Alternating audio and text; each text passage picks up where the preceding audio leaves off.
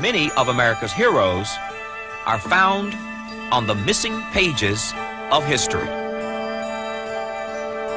Men like Marcus Garvey, who led the largest and most successful mass movement of black Americans. As far back as 1919, he coined the phrase, "Black is beautiful." But he taught his followers that black was not only beautiful, it was profitable too. He successfully used pride in culture as a basis for economic activity. Booker T. Washington was Garvey's hero. He believed in personal and group development and a strong economic base. "Cast down your buckets where you are," he told black Americans.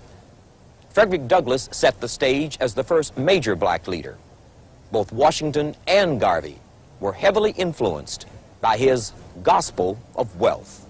Today, economic development has returned as a top priority and has claimed the status of a social movement among blacks. As a result, black leaders have returned to the gospel of wealth. And they are looking back into the past, to Garvey, to Washington, to Douglass, for clues to the question, what is the color of freedom? The color of freedom, it seems to me, got to be characterized as black. Black people have to free themselves. Red, white, and blue. I would say freedom has no color. Has no color. The color of freedom is always green. It's the George Washington. That determined freedom, the George Washington.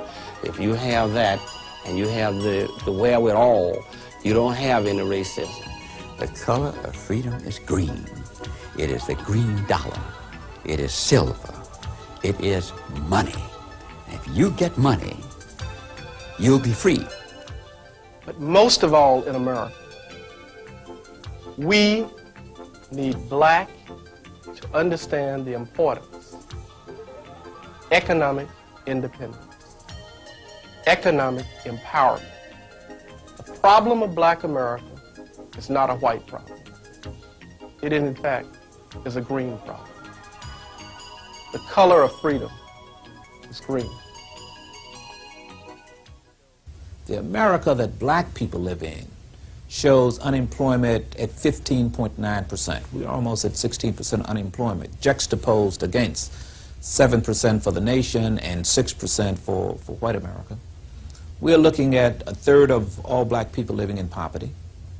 We're looking at 51.1% of black children living in households that are defined as poor. We're looking at literally hundreds of thousands of black people who every day are suffering for lack of capacity to take care of their families, to feed their children, to educate them, to send them to schools that will provide them with opportunity and access. So in our definition, therefore, the reality of black America is desperate. You are the new wave of consciousness. You are the beginning, ladies and gentlemen, of the end of the quest for civil rights and the beginning of the fight for freedom.